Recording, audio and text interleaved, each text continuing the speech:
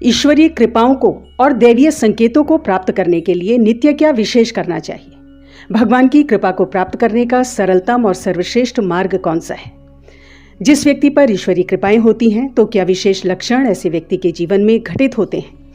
आज इस वीडियो में इन सभी महत्वपूर्ण बातों के ऊपर हम चर्चा करेंगे। नमस्कार दोस्तों, आप सभी पर मां का आशीर्वाद और बजरंगबली की कृपा सदैव बनी रहे। ईश्वरीय कृपाओं को और दैवीय संकेतों को प्राप्त करने के लिए क्या विशेष करना चाहिए? तो उसके लिए जो सबसे जरूरी शर्त है वो है निरंतर प्रयास करना और नित्य नियमों का पालन करना, और इन प्रयासों को जारी रखने के लिए अटूट संकल्प शक्ति का होना। संकल्प शक्ति और निरंतर प्रयास, ये दोनों बातें किसी भी कार्य की सफलता की पहली शर्त है, अनिवार्य है। जब इसी संकल्प शक्ति के साथ, निरंतरता के साथ हम भगवान की भक्ति करते हैं, नित्य कुछ समय उनका जप करने में लगाते हैं, उनका नाम ध्यान करने में लगाते हैं, तो जीवन में कई बार असंभव से लगने वाली चीजें भी संभव हो जाती हैं। और ऐसे व्यक्ति के जीवन में ये 5 लक्षण अवश्य होते हैं, ये 5 घटनाएं ऐसे व्यक्ति के संग अवश्य घटित होती हैं, जिनमें पहला लक्षण है कि ऐसे व्यक्ति को कई परीक्षाओं से गुजरना पड़ता है, कष्ट भी आते हैं और उसको उसके प्रयासों में असफलता भी मिलती है। ये ईश्वर प्राप्ति का पहला चरण है जिससे गुजरकर हर भक्त को जाना पड़ता है। तो इसीलिए दोस्तों, भगवान की भक्ति में अगर आपके जीवन में कष्ट आ रहे हैं, बार बार असफलताएं मिल रही हैं, तो इनके पीछे के कारणों को जानने की कोशिश करनी है। हताश नहीं होना है, निराश नहीं होना है, अपने प्रयासों को छोड़ना नहीं है।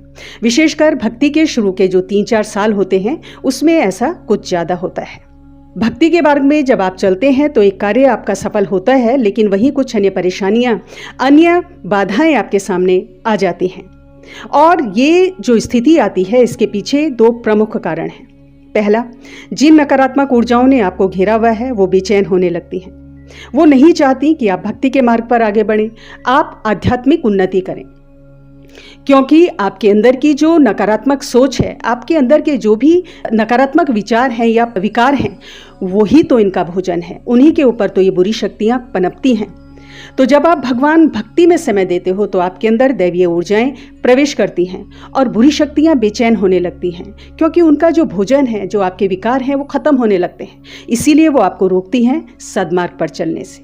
दूसरा, आपके संकल्प की, आपकी भक्ति की परीक्षा होती है। इन परेशानियों से, इन परीक्षाओं से आप मजबूत बनकर उभरते हैं या वहीं रुक जाते हैं, ऐसे आपके आत्मबल की परीक्षा होती है। इसके साथ ही कुछ कार्मिक बंधन आपके होते हैं, प्रारब्ध हमारे होते हैं जो कट रहे होते हैं, हमारे पाप कर्म नष्ट हो रहे होते हैं, इसीलिए सब कष्ट भी आते हैं और परीक्षाएं भी होती हैं। जो लोग इस सत्य को समझ जाते हैं, इस सत्य का बोध जिन्हें हो जाता है, अपने दुखों का सही कारण जब ये लोग समझ जाते हैं और तब वो अपने प्रयासों को निरंतर करते हैं, भगवान की प्राप्ति के प्रयासों को निरंतर करते हैं, और एक समय आता है कि जब ये सारे आपके पाप कर्म नष्ट हो जाते हैं, आपके कार्मिक बंधन कट जाते हैं, और तब जीवन श्रेष्ठ हो जाता है, आनंदमयी हो जाता है। दूसरी चीज जो ऐसे व्यक्ति के संगठित होती है कि जो भी पाठ ऐसा व्यक्ति नियमित रूप से करता है, जो भी मंत्रादि करता है, वो सिद्ध हो जाते हैं। व्यक्ति को विशेष सिद्धियां बिना मांगे दैवीय कृपा से प्राप्त हो जाती हैं। देखिए, कोई भी विशेष सिद्धि के लिए जब साधक लोग प्रयास करते हैं तो संकल्प उठाते हैं, 21 दिन का, 41 दिन का संकल्प उठाते हैं और तब प्रयास करते हैं। लेकिन जो सबसे बड़ा संकल्प है, सर्वश्रेष्ठ संकल्प है, वो है कि हम हर दिन निश्चित समय किसी देवी या देवता के नाम समर्पित कर दें, अपने इष्ट के, अपने गुरु के नाम समर्पित कर दें और नित्य उनके मंत्रों का जाप करें, उनकी स्तुतियां करें। तो ये सबसे बड़ा संकल्प है। और जो व्यक्ति ऐसा करता है तो जिस भी देवी देवता का वो स्मरण करता है, जिसकी भी आराधना करता है, उस देवी देवता की ऊर्जा का एक अंश ऐसे व्यक्ति के अंदर अवश्य ही प्रवेश करता है, उसके साथ हमेशा रहता है, और उस देवी देवता का आशीर्वाद हमेशा ऐसे व्यक्ति पर बना रहता है। दुर्लभ सिद्धियों की प्राप्ति होती है जो लंबी लंबी साधनाओं को करने से प्राप्त होती हैं। ऐसी सिद्धियां व्यक्ति को सहज ही, बिना मांगे ही प्राप्त हो जाती हैं। ऐसे व्यक्ति की वाणी सिद्ध होती है, जो भी वो बोलता है वो सत्य हो जाता है। तीसरी घटना जो ऐसे व्यक्ति के संग होती है, जो नित्य ईश्वर का स्मरण करता है, कि उसके आसपास का वातावरण सकारात्मक हो जाता है। ना सिर्फ उसके स्वयं के अंदर सकारात्मक दैवीय ऊर्जा प्रवेश करती है, बल्कि आसपास के अन्य लोग भी बहुत सकारात्मक हो जाते हैं। जिस घर में नित्य ईश्वर के नाम की जोत जलती है, उनके नाम का स्मरण होता है, वहाँ कोई भी नकारात्मक शक्ति नहीं टिकती, क्योंकि नित्य जाप से दैवीय ऊर्जाएं उस घर में इतनी प्रबल हो जाती हैं कि कितनी भी प्रचंड नकारात्मक ऊर्जा है, कितनी भी प्रचंड बुरी शक्तियां हैं, उनका नाश होता है। और ऐसा जो व्यक्ति होता है उसके पास उस देवी देवता की शक्ति सहज ही होती है, उसकी रक्षा करती है और उसके पूरे परिवार की रक्षा करती है। चौथी घटना जो ऐसे व्यक्ति के संग होता है कि कार्य स्वयं ही बनने लगते हैं, सोचा हुआ पूरा होने लगता है। क्योंकि जो भी व्यक्ति निरंतर भगवान के स्मरण में रहता है वो सत्कर्म करता है, वो सदिच्छा को रखता है, सद्भाव उसके अंदर होते हैं, सात्विक भाव होते हैं। तो इसीलिए जो दैवी शक्तियां हैं वो ऐसे व्यक्ति की मदद करती हैं। स्वयं के हित के साथ साथ ऐसा व्यक्ति दूसरों के हित के लिए भी इच्छा रखता है, तो व्यक्ति के कार्य स्वयं ही बनने लगते हैं और आने वाले जीवन में ऐसा व्यक्ति सफल होता है, उन्नति को प्राप्त होता है। पांचवां बड़ा लक्षण जो व्यक्ति के संग घटित होता है कि दैवीय कृपा से भविष्य की घटनाओं का ज्ञान होने लगता है। और किसी भी व्यक्ति को जब आप देखते हैं या किसी स्थान विशेष में आप जाते हैं तो वहाँ की ऊर्जा, उस व्यक्ति की ऊर्जा का आभास पहले से ही हो जाता है।